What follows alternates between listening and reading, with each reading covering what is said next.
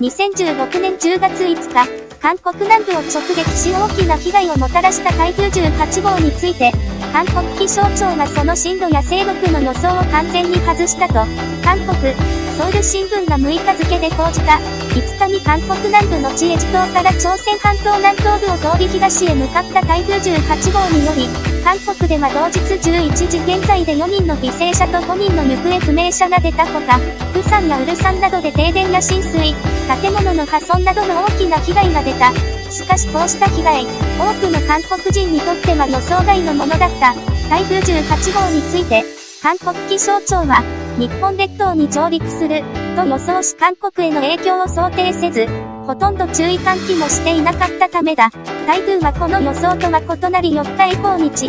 ェジュ島に接近、朝鮮半島南岸のカスメ釜山を直撃するルートをたどった。気象庁関係者は想定外の被害が出てしまったことを受け、秋に発生する台風は夏に比べ強力にはなるが、今夏は猛暑のため海水温度が高く台風の大きさの割にエネルギーが大きくなった、とし、18号が異例ずくめであったことを強調している。一方、政界などからは、被害規模が当初予想をはるかに超えてしまったが、被害を拡大した要因の一つは、台風の進路と勢力を予測できなかった気象庁の不十分な予報にある、と批判の声が上がっている。これについて、韓国のネットユーザーからは次のようなコメントが寄せられた。気象庁はこの夏から文句を言われてばかりだな。冬は大雪。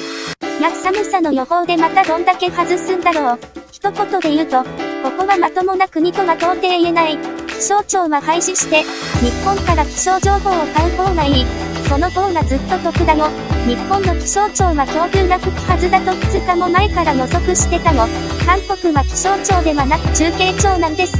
これで国家機関というところがすごい。今年は全てが異例だったと言い訳するつもりだが、暑さも雨も台風も、嘘町がとうとう台風クラスの大問題を起こしたか。狼少年の物語のラストを忘れたかな。これだけの大被害なのに、ニュースは大したことのない台風が通り過ぎたみたいに随分静かだったが、僕は日本の気象庁の予報を見て非難した。韓国に信じられるものはないからね。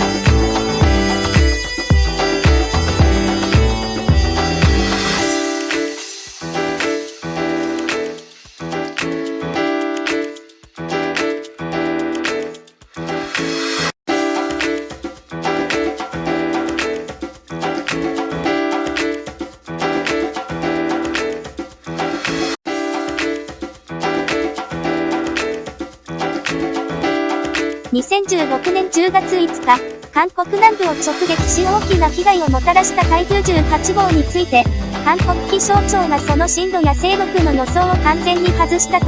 韓国、ソウル新聞が6日付で報じた。5日に韓国南部のチェジュ島から朝鮮半島南東部を通り東へ向かった台風18号により、韓国では同日11時現在で4人の犠牲者と5人の行方不明者が出たほか、釜山やウルサンなどで停電や浸水、建物の破損などの大きな被害が出た。しかしこうした被害、多くの韓国人にとっては予想外のものだった。台風18号について、韓国気象庁は、日本列島に上陸する、と予想し韓国への影響を想定せず、ほとんど注意喚起もしていなかったためだ。台風はこの予想とは異なり4日以降日、チ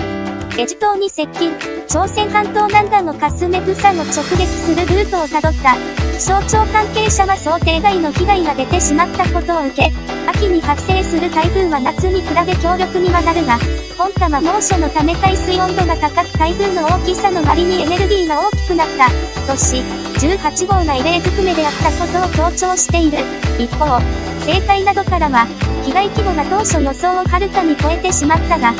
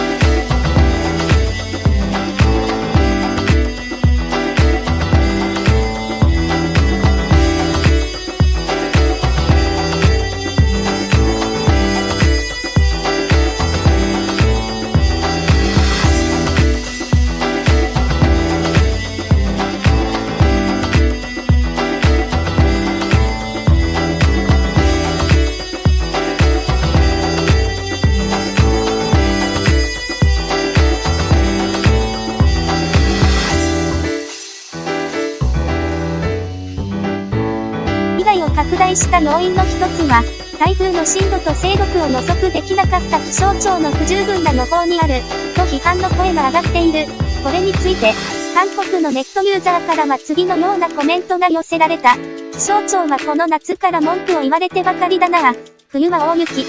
や寒さの予報でまたどんだけ外すんだろう。一言で言うと、ここはまともな国とは到底言えない。気象庁は廃止して、日本から気象情報を買う方がいい。その方がずっと得だよ。日本の気象庁は強風が吹くはずだと2日も前から予測してたの。韓国は気象庁ではなく中継庁なんです。これで国家機関というところがすごい。今年は全てが異例だったと言い訳するつもりだな。暑さも雨も台風も、嘘町がとうとう台風クラスの大問題を起こしたか。狼少年の物語のラストを忘れたかな。これだけの大被害なのに、ニュースは大したことのない台風が通り過ぎたみたいに随分静かだったな。僕は日本の気象庁の予報を見て避難した。韓国に信じられるものはないからね。